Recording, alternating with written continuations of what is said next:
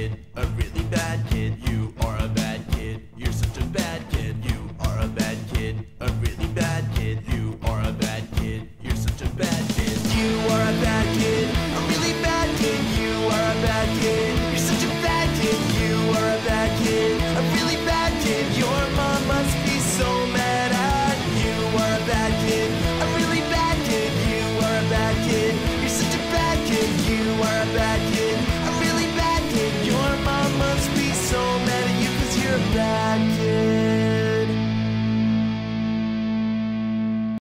So we're here at the New York Horror Film Festival with the king of New York, Mr. Frank Henenlotter. Thank you. And I'm so happy that we have finally honored you with the Lifetime Achievement Award. I've been saying since we started the festival, when are you going to bring in one of the best filmmakers in New York?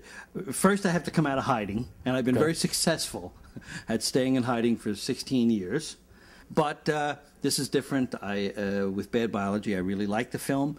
The people that put up the money are friends of mine. Coming out of hiding has been fun because I didn't know that the old films were remembered. So it's been pretty cool. May I call you Uncle Frank? Well, he taught at Malvern High School, yes, so yes. I feel like we're related. Scary fact from the past. I taught a year there. I don't remember what year it was now. Let's just talk about the film, Bad Biology. Okay. It's, I saw it. It's absolutely awesome. It has everything you want from a Frank Henenlotter film. There's little monsters. There's people with bizarre sexual problems. It's weird. It's definitely... It's a very fucked up film. Mm-hmm. And that's how we like our films in New York. Yeah. The film was shot entirely in New York.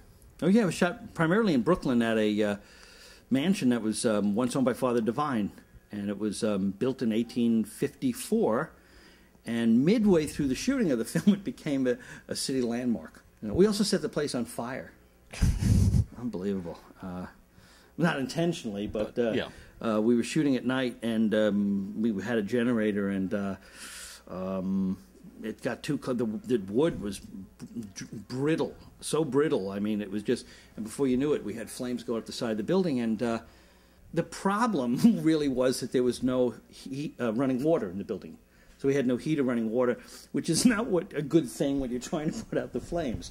So people had bottles of spring water, so we were throwing that on it, and coffees and teas.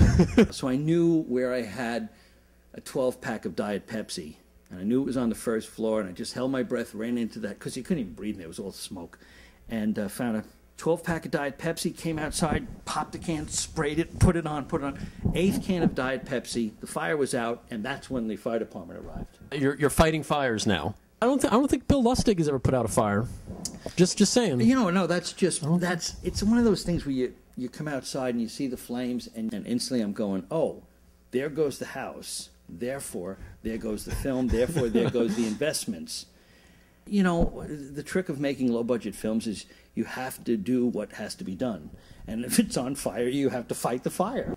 It's an adventure, too, you know what I mean? And it was all young kids working on it, so I was the only dinosaur there, so it was, like, really cool, you know? I mean, I was back actually camera operating again, which I've always liked doing. I camera operated on, you know, Best Case and Brain Damage. Now, you said you had a great time with this crew, so you didn't have any crew problems, because I've always heard rumors about... on Brain Damage, I think it was, the crew got pissed and the I call it the blowjob scene, but the scene with the it's a great scene. Yeah, of course. Yeah. There was another one where we're now offended. I'm thinking, well, where have you people been the past couple of weeks? I mean, you know, everything we've been doing here was wrong. Then you're offended. Get the fuck off the set. Fine, I don't care. I know how to press a button on a camera. I can light it. Let's just go. Let's just shoot it. You know, so that's that. So what else have you got going on right now? I know you're out promoting Bad Biology. I was just in Spain with Gabe Bartalos, and we spent most of our time coming up with a crackpot idea for the kind of creature we want to do in this next one. Oh, wow. If it happens. If it happens. Is it in space? Is it a space creature? Or are you putzing around Times Square again? No, this is probably going to take place in a very dubious and experimental drug rehab clinic. Oh. Where I think the drug counselors are probably going to be a lot scarier than the actual monsters. So we'll see. Wow. Yeah, I know. Okay. We'll see. So Uncle Frank. Yes, my child. Okay. So which of your awesome films do you feel that up-and-coming horror fans should check out? Bad Biology is my new favorite, but I think Brain Damage might be, you know, it certainly as time marches on, the film looks odd, even odder and stranger. So I'd say maybe start with that. I don't know. And I also love watching 8 hookers blow up. So I'm all. They're all good. Well, Frank Henenlotter, thank you so much for talking to me. It's a great honor to talk to you, and I'm so glad to see you're out of seclusion. And best of luck with Bad Biology. And I'm looking forward to your next project. I hope it happens. Okay, thank you.